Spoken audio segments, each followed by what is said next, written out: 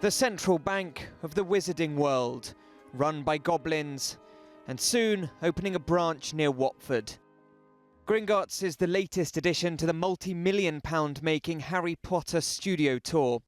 And no glitzy launch would be right without the return of the goblin with all the gold, looking slightly better than usual. This is the set we're sat on right now, so this is what we saw, and you can see it's three-dimensional. The only time the game's given away is if you look up, and there's no ceiling to this place because there are lights and things.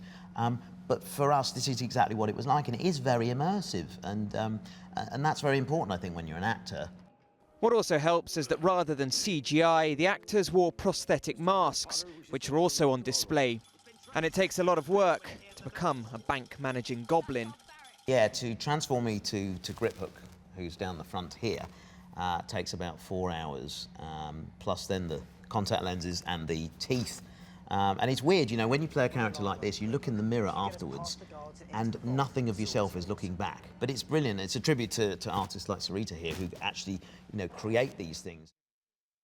With faux marble columns and crystal chandeliers decorated with real brass leaf, this is a bank that clearly wasn't hit by the recession. Fans of the films will definitely recognise this room. It's the Lestrange Vault in the heart of Gringotts Bank, and it's where Hermione, Harry and Ron almost get crushed to death by treasure.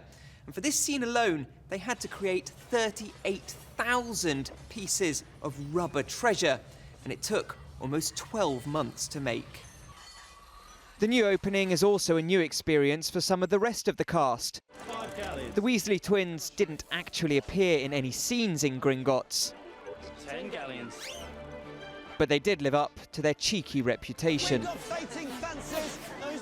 Especially when they built amazing sets, which they obviously always did.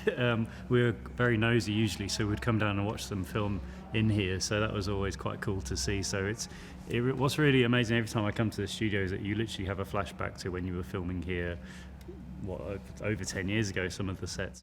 But if you're not part of the cast, you'll have to pay a substantial deposit yourself.